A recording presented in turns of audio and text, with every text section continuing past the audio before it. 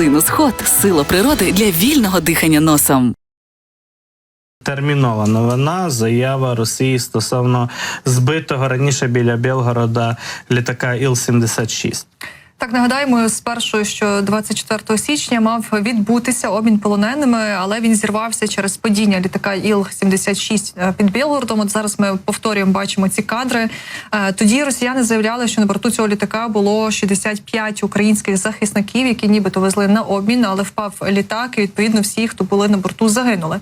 А водночас у координаційному штабі і в ГУР не підтверджували цю інформацію і повідомляли про те, що немає ніякої інформації про те, хто справді був на цьому літаку, чи були там полонені, чи не були їх. Неодноразово зверталися до Росії, аби, скажімо так, врегулювати це питання, повернути тіла, якщо вони є, якщо ж ні, то повернути полонених. Але ніяких заяв не було, ігнорування. І от, наприклад, нагадаємо, раніше Олексій Данілов заявляв, що він впевнений, що на цьому борту не було українських полонених. Обмін, до речі, таки потім відбувся 31 січня. Тоді повернулися додому 207 наших українських захисників, але там не було нікого із попереднього списку, який був 24 січня. І от сьогодні у Росії вийшли із заявою, зокрема, уповноважена із прав людини Тетяна Москальова. Вона заявила, що Росія готова передати українській стороні тіла військовополонених, які загинули 24 січня. І от, власне, каже, що сказала Москальова? Каже, що все необхідне з точки зору процедури є, тіла можуть бути передані згідно з процедурами, які існують. Каже, що вона перебуває в тісному контакті з представниками України з справи падіння літака, і каже, що дійсно українська сторона цікавилася можливістю передачі тіл. Це вперше фактично Росія визнала, що ми зверталися стосовно цієї інформації до Росії, тому що раніше, нагадаю, Пісков дуже відверто, цинічно заявляв, що ніяких до Кремля ніяких там не надходило повідомлень, і українська сторона не цікавиться тим, що відбулося 24 січня. От Москальова каже, що це питання вона обговорює, наприклад, зокрема, з уповноваженим Верховної Ради з України з Дмитром Лубінцем, якого до цього вона каже, що й дала всі йому відповіді на запитання. І от щодо тіл, каже, я одразу повідомила, у нас є підтверджені і всі ДНК, які за висновки експертизи дають змогу зробити ідентифікацію особи. Однак нагадаємо, що насправді ж Росія не публікувала жодних доказів ні з місця події. Абсолютно не було нічого відомо, і дуже були такі неоднозначні заяви у той день. Тому, власне, і наші головне управління розвідки повідомляло про те, що ніякої інформації не надходило.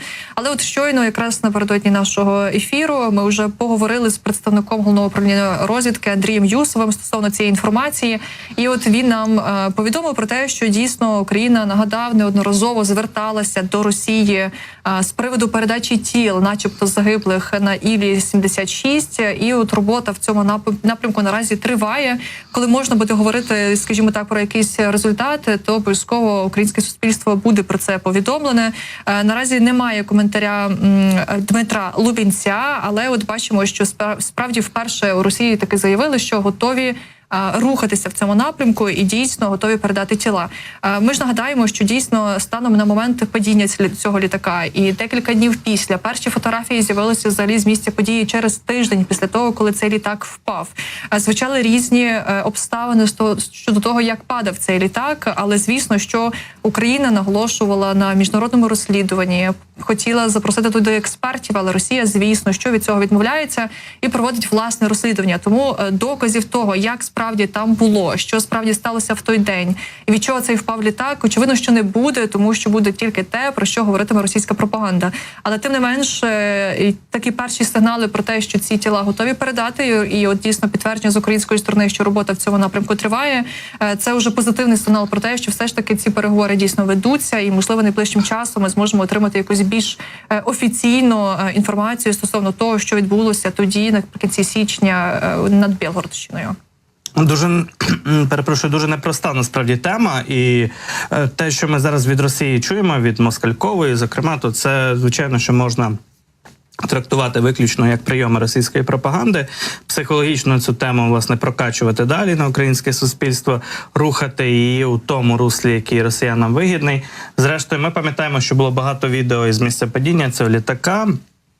Якісь відео потрапляли там на широкий загал, якісь лише у телеграм-каналах, коли ми бачили, як росіяни нібито досліджують це місце падіння, горіння літака самого, то на тих кадрах було видно, що вигоріло там все, і якоїсь кількості вцілілих тіл, от останків, які можна би було ідентифікувати візуально, принаймні, що це за людина, і звідки вона, чи це члени екіпажу, чи це, власне, військовополонені. Таких шансів не було абсолютно, і кадрів таких не було. Ми бачили, що розлетілися уламки літака по полю. Там якраз на тих кадрах, де демонстрували росіяни уламки літаків, ми зараз бачимо ці кадри, якраз тіл не було видно. Ну, окрім кількох членів екіпажу, яких справді викинуло там з кабіною вперед, і вони були в відповідній уніформі, їх можна було візуально ідентифікувати. От основне місце падіння основної частини літака виглядало ось так. Це просто чорна пляма на снігу, де горіло пальне авіаційне, і відповідно від температури цього горіння фактично останків майже не залишилося, навіть якщо там, умовно кажучи, були люди, якщо ми от пристаємо на російську версію подій. Отже, наразі жодних, скажімо так, переконливих доказів того, що там були люди, була велика група військовополонених, росіяни не надали. Ми не кажемо, так, це зараз ще не так, але от впевненість, з якою секретар Ради національної безпеки і оборони України Олексій Данілов раніше заперечував перебування українських військовополонених на тому літаку, вона справді тут привертає певну увагу, тому що у ході інтерв'ю для видання «Бабель» Данілов сказав дослівно таке: у Росії зазнав катастрофи літак. Чи були там наші полонені? Я вам точно можу сказати ні. Точно можу сказати ні. Потім на уточнююче питання журналістки про те, на основі чого такі твердження і висновки робить секретар РНБО, то Олексій Данілов додавав, що на основі досвіду, який в нас був після Тегерану. Я нагадаю, що в 2020 році, в січні, на початку року, було збито авіалайнер біля Тегерану на зльоті. Це був український авіалайнер, де перебували, зокрема, не лише українські громадяни, але й іноземці. Отже, на основі того досвіду, який у нас був після Тегерану, і на основі того, що відбувалося далі. Якщо б це відбулося, повірте мені, кількість біологічного матеріалу, те, що називається загиблі, були б в такій кількості, а якщо вони кажуть, що їх там було 65, що вони обов'язково би цим скористалися, обов'язково би все це зафільмували, і те поле все було б червоне від крові. Такого там не було. В них була заготовлена ця історія, і вся ця ситуація, тому давайте дочекаємося. Треба просто почекати. Отакий коментар був раніше від секретаря РНБО 9 лютого з'явилося це інтерв'ю. Але до 9 лютого, в січні і 8 лютого, зокрема, відбувалося кілька обмінів військовополоненими, великі доволі групи, там і 100 на 100 міняли і так далі. І серед цих груп не було 65 імен і прізвищ, які росіяни опублікували у списках нібито тих полонених, які перебували на збитому Іл-76. Тому наразі фактично у нас немає відповіді, де ці люди, чи вони перебували на літаку, чи вони вціліли, і росіяни їх переховують. Зараз же російська сторона вийшла із такою пропозицією публічною, що вони готові передати тіла. Ну, швидше тут треба говорити про останки тіл, які росіяни, як вони стверджують, за зразками ДНК ідентифікували.